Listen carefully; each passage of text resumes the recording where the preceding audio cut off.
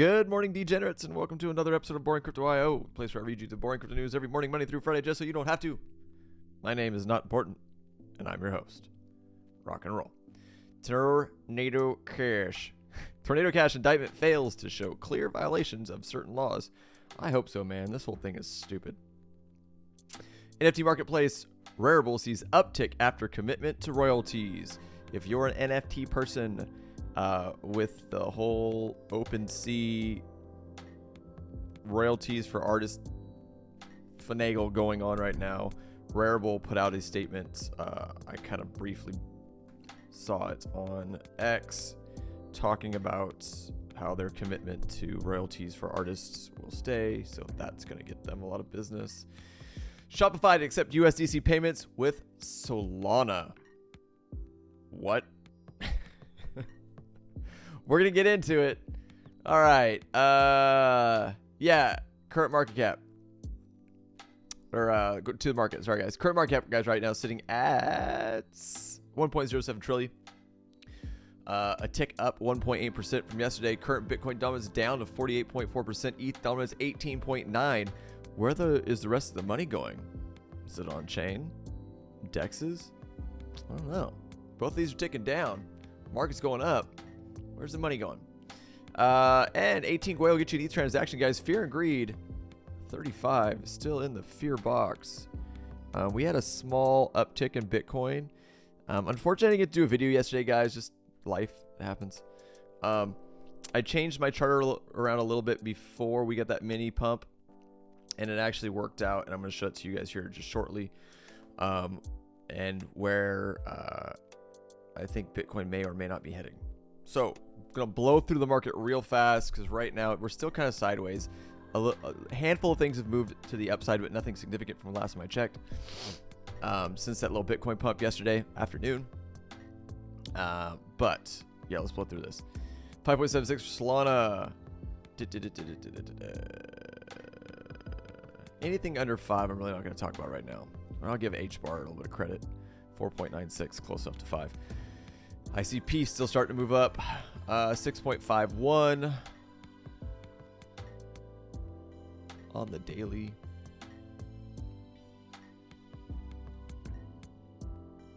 $6.82 for IMX. 10% out of render token.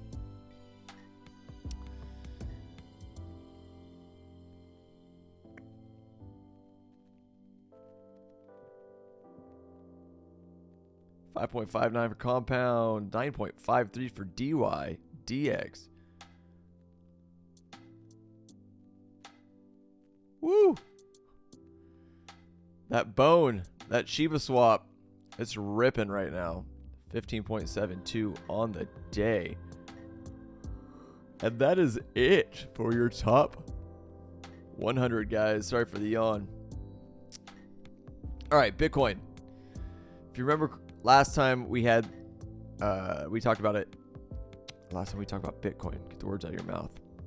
We were looking kind of like this. Something like this.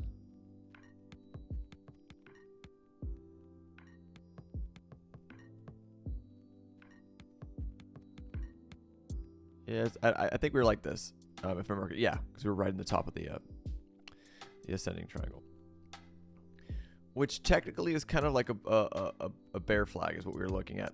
And I was looking at this yesterday, guys, and I was like, and unfortunately I didn't get to post it, and I'm sorry, it's my fault. I suck. And I was looking at the hangups here and here, and I was looking at this downward action, and I was looking at this. I'm like, what if? And I think I pulled from the top. No, I had it on the 4-hour. Bear with me, guys. Yeah, so I had this on the 4-hour when I was looking at this. And I pulled from this quick consolidation hang up right here. And I pulled from these wicks and whatever. And I was looking at this and I went, what if this is a descending channel? And I actually post this to my Instagram. But none of you really know who I am, so that doesn't mean shit to you, and I'm sorry. around 11 o'clock Easter time. And I was like, what if this is a bullish setup for a reversal pattern for a descending channel or descending wedge? And I had it set up pretty much just like this. Maybe I had this pulled down just a little bit more. Yeah, it looked like that. And I shit you not, within 45 minutes of me posting this to my Instagram, this thing ripped. And I was like, well, there it was. That was the play. So here's what we're doing right now. All right. The bullish news. The bullish news is we got back into this old I don't know, range, I guess you could call it, from way back here when we had all this sideways action. We started doing this back in May. And we got back in here. Like I told you guys last time I was here, we had to get above this, the bottom of this range, this purple box, before I got any kind of bullish sentiment in my head at all. And we got in, and we kind of turned it into support, especially on the 1 hour. Let's go to the 1 hour real quick. We broke back into it, went down, tested the bottom of it not with wicks, opens and closes of the candles, tested it, shot right back. And now we are consolidating on the 1 hour.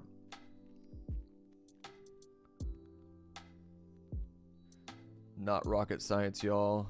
It is not rocket science. And she's oops. What happened there? She's looking like she's getting ready to make a decision, guys. What is going on? At least on the 1 hour. Because she's coiling. And she's going to rip. Now, with symmetrical triangles, here's the shitty part about symmetrical triangles. They can go up, they can go down. Now, if we're looking at this as a potential reversal pattern from where we were, the odds are that she's going to break to the upside. But do not forget that this is a symmetrical triangle. Symmetrical triangles can go up, they can go down. But be prepared for a breakout. If we do break to the downside, look for the bottom of this channel to hold. This is all I'm going to say real quick. On the 1 hour. If we do have a breakout, not just a continuing pattern, we got to move our lines a little bit. If we break down, look for the bottom of this to hold. We'll just put a line there for you guys so you have a level. Boy.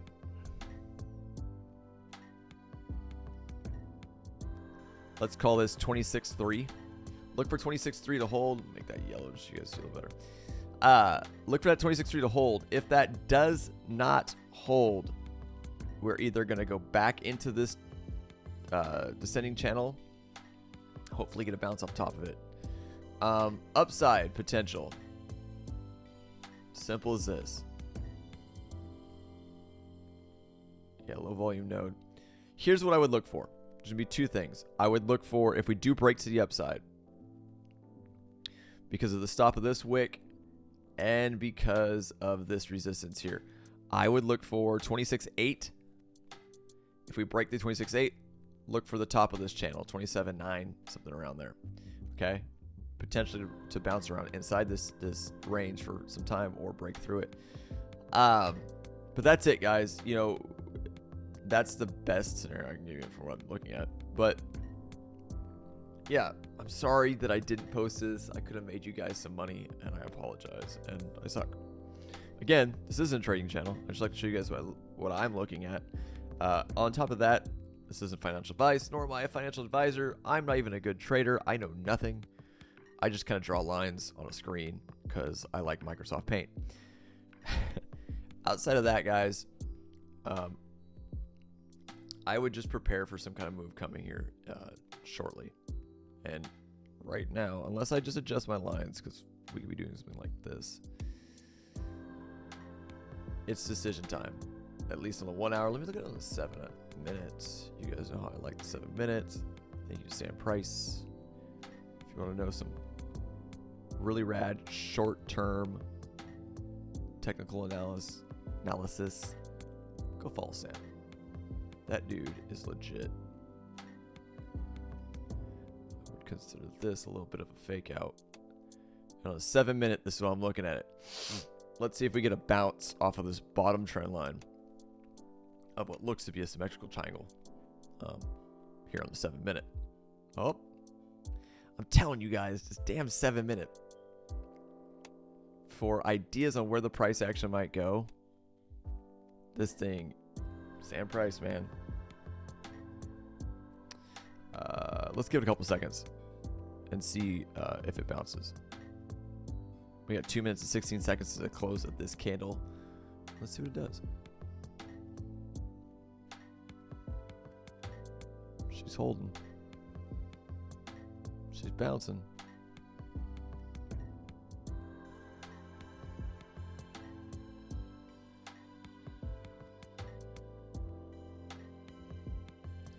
Outside of that, guys, while we're waiting for this candle to close, there's not a lot of, I'm not finding like anything super juicy in the news to talk about. So I'm just kind of grabbing stories that I think are slightly interesting. It's boring right now, guys. We're in that lull. This is another reason why a lot of people think this is the bottom, and I'm with it. Throughout time, the bottom of the bear market is usually the most boringest time. There's not a lot of news going on, nothing to get the juices flowing, nothing to get money pumping in, which is a good indication right now that this is where we're sitting at. That we're potentially sitting at the bottom of this thing. 1 minute left, guys.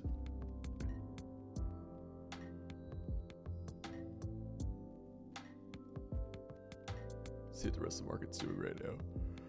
Excuse me. Still kind of taking the upside on Ethereum and Bitcoin. What's XRP down to? 52 cents. Woo! Tim from Bitboy Crypto called that shnikes right there. He said 52 cents. Good call on him. Oh. Uh-oh. Rutro. Rutro. We're breaking down.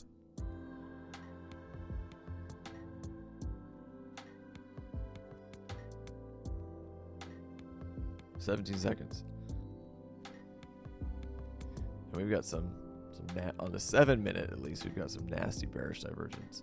But that could be like down here and we'll come back up.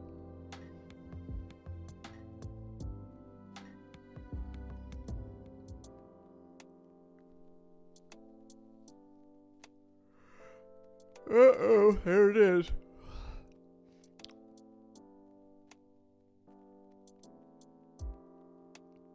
This could be an adjustment though if I actually adjusted this candle right here.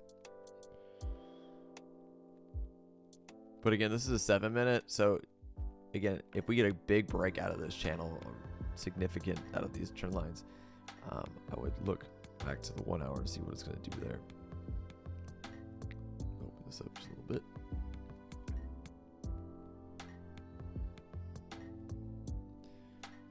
And we've got, it just started. But this is what I'm seeing, guys.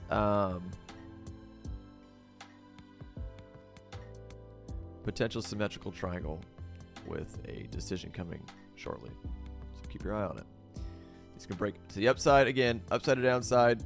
The two levels I'm watching, if we do break to the downside, is at 26.3 to hold. If it breaks, look for the top of the channel, the original descending channel. See if we bounce off of that. If not, look for that 25.8 to hold. It's been super strong support since we've been moving sideways in here. If we break to the upside, again, I would be looking at least in the 1 hour. No, scratch that. If we break out, I'm looking for 26.8. 26.8. If we break 26.8, look for us to get to the top of this channel. If we get rejected, potentially come all the way back down to the bottom of the channel. And that's it. Look at that. A little bit of a bounce coming in. Yep, guys, it's weird how price action, if you're not a trader and you're new to all this, it's really like, people are like, oh, they're just lines, they don't work, blah, blah, blah. I mean, man, even if this doesn't hold and we break to the downside, the fact that it touches it and then you're starting to get some buy up.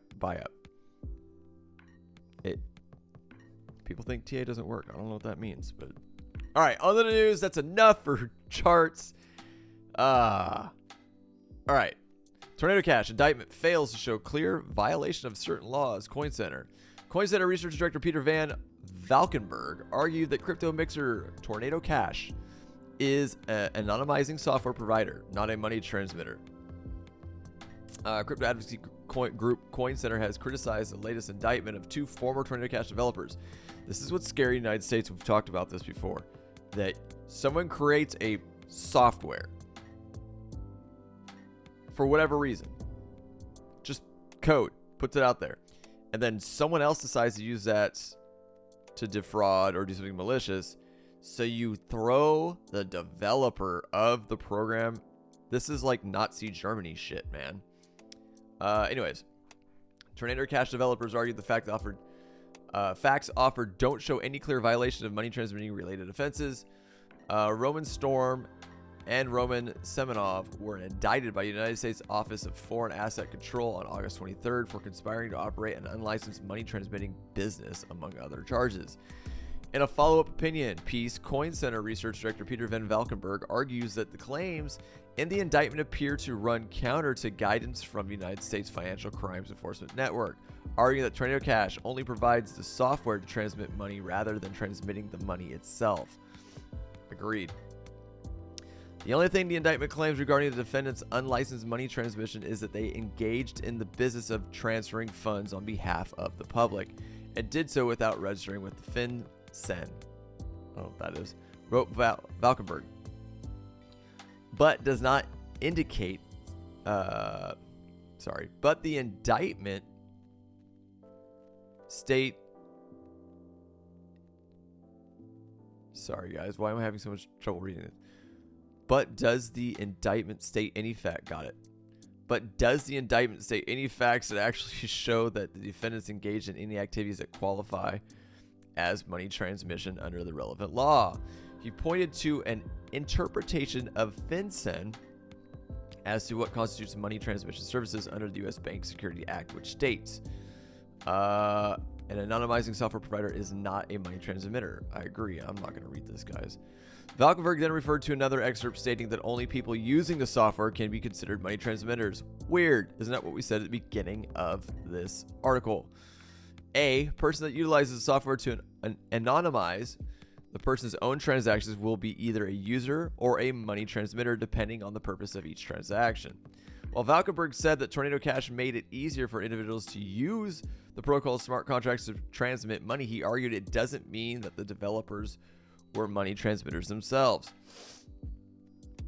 But that doesn't somehow mean that they became transmitters merely because they provided tools that others used to transmit their own money, Valkenburg explained. Valkenburg also criticized claims that the indictment suggesting that Storm and Semenov had complete control over the protocol smart contracts. Ethereum smart contracts are variable, and sometimes people have no control over their operations, some control, or total control. This is a key fact needed to determine whether one is performing money transmission, he argued. CoinCenters first voiced its opinion towards the U.S. Treasury in October when it sued the agency for its unprecedented and unlawful sanctioning of Tornado Cash. The OFAC indictment claims Storm Semenov ran an unlicensed money transmission service by engaging in the business of transferring funds on behalf of the public. The enforcement agency claimed that developers should have registered with FinCEN.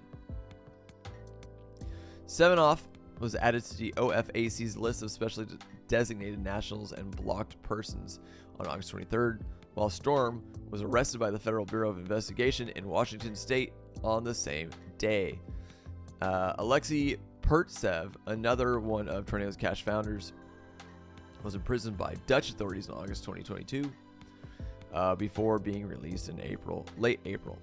Valkenburg believes the outcome Tornado Cash saga will have a profound impact on legal rights of United States citizens to build and publish software in the future. I agree. I think this is an absolute shit show, and I am not happy about it. Look, guys, I'm not happy with the way our country's going with the United States. Like, it is some Gasapo bullshit. It is, I don't know, man. It's just not looking good. And if anyone, if you don't see that, it's very unfortunate. All right, moving on. I'm sorry. I don't want to ramble. I spent enough time on charts, guys. NFT marketplace Rarible sees uptick after commitment to royalties. NFT aggregator Rarible said that by October, it would cut off aggregate orders from competitors that don't enforce royalties, such as OpenSea. A non-fungible token marketplace, Rarible has seen a substantial uptick in trading volume over 24 hours following a public statement in support of maintaining NFT creator royalties.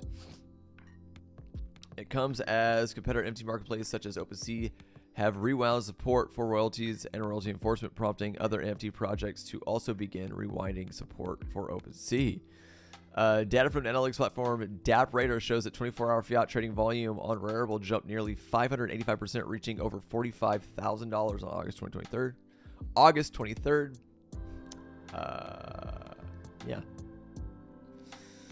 While the figures are small relative to its competitors over the same period, Rarible's volume jump beat out OpenSea and Looks Rare, which saw respective trading volume drops of around 19% and 74% over 24 hours.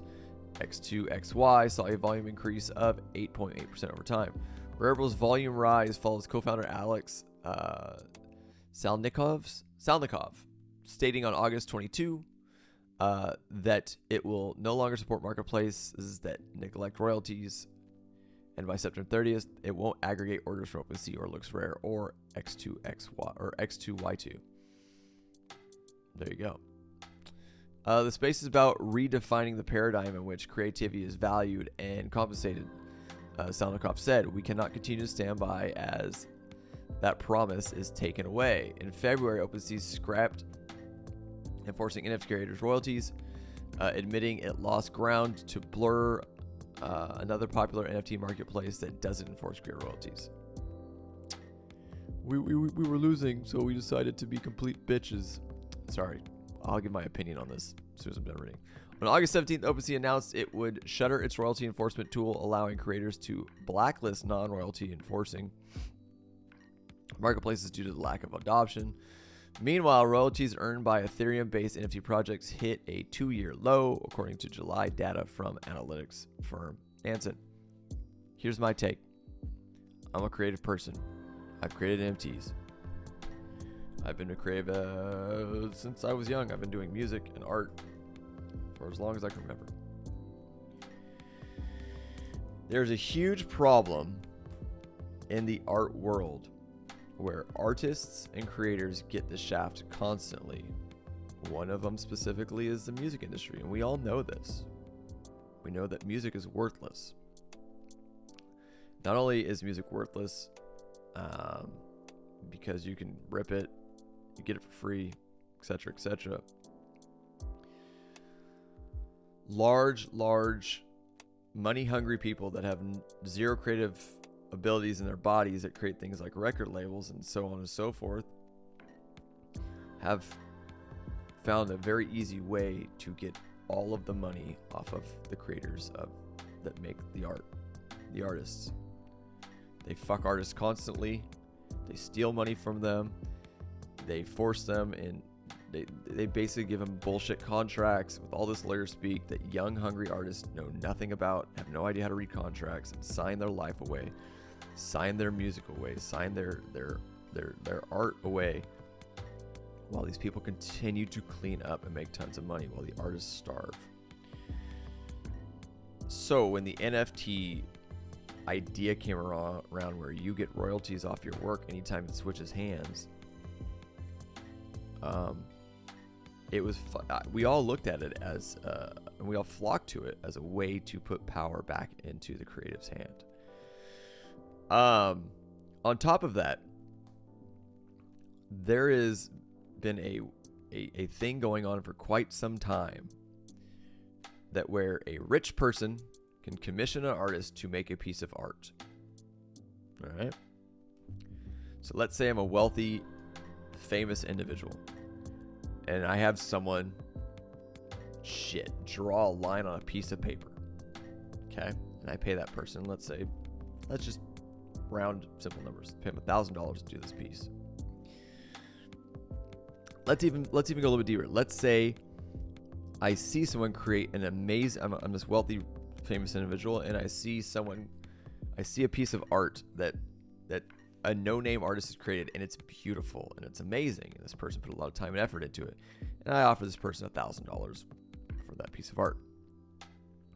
And then I go home, I call one of my art appraisal buddies, and I say, hey, come in here and appraise this art for me. And we have a little powwow. We talk to each other and tell him to make it high.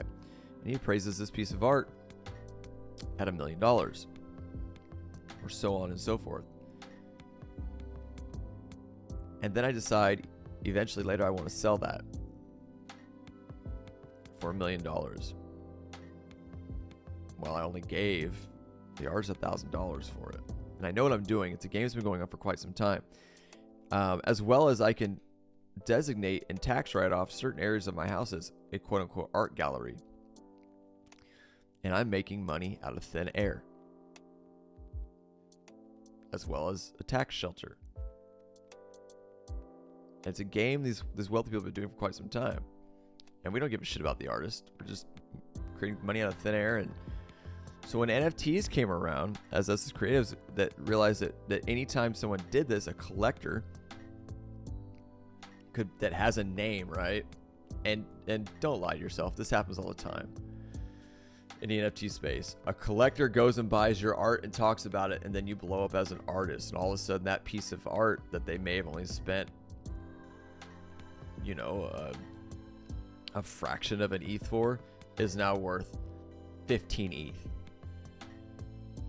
Why are you not allowed to get some money out of that? And we're talking 5 or 10%. Somebody sells your shit for $1 million. Why can't you? Why not? I'm not against it. I'm all for it. The power needs to be back in the creative's hands, not these rich, wealthy people that just know how to fuck everyone over. And I'm not against rich, wealthy people, but you're playing a game where you're bending over the person who created the art. If it's really about the art, let it be about the art. I'm all about making money too, don't get me wrong. But when a creator asks for something like 10 or 5 to 10%, what's wrong with that? And that was what was so cool. And then when people started going, oh, we're not doing royalties anymore. It's like, then why the fuck are we making NFTs? What's the point? So dumb. Sorry, I can't get on board with it. I can't. Hate me for it. That's cool. Let me know what you think. Comments down below. I don't give a shit. All right, last but not least, guys, I'm gonna get you out of here. I promise. Spotify to accept USDC payments with Solana. What? Solana Pay has reportedly been added to Shopify's payment solutions, giving millions of merchants access to cryptocurrencies. E-commerce giant Spotify has added Solana Pay to its pool of options for payment, allowing millions of merchants to use the platform to accept crypto transactions, kicking off with USDC stablecoin payments. According to TechCrunch, Solana plans to add their altcoins to the platform in the coming months, including its native Sol token and the meme token Bonk. Josh Freed of Solana Labs branded the intersection of digital assets and payment solutions as a killer app for crypto, adding that everyone should be doubling down on this. According to Freed, Solana Pay can drastically reduce transaction costs compared with credit card processing fees, and network's average charge is 0.00025 cents per transaction, while credit card processing fees range from 1.5 to 3.5%. In the last epoch, Solana's users paid an average transaction fee of 0.00. That's a lot. I'm not going to read that. 9664. Shopify estimates that 10% of all e-commerce transactions in the United States, or 444 billion of the world's e-commerce market, are made through its platform. The company has gradually integrated Web3 solutions into its operations, including a suite of blockchain commerce tools for Web3 focused stores and crypto wallet connect features.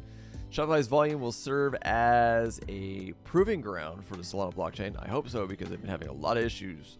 I am not a fan of the chain. We'll see what happens. Not financial advice. I mean, it could pump, could do well, but they keep having a lot of hangups. In previous years, Solana struggled with reliability and uptime issues. Oh, wow, just said that.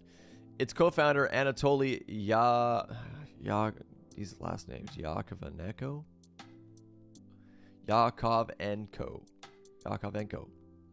dubbed the issues as a curse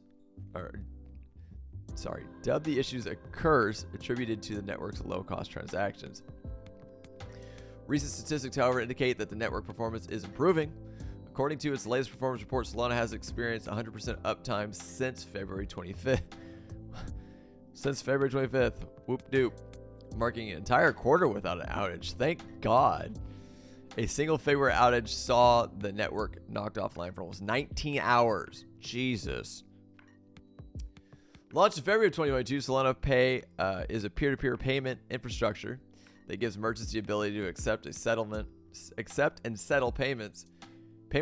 God, I'm sorry, guys. Accept and settle payment transactions across digital assets. The platform is collaborated between Solana Labs, Checkout.com, Circle, and Sitcon, alongside wallet integrations from Phantom. God, couldn't get that one on my own. Well, hey, look.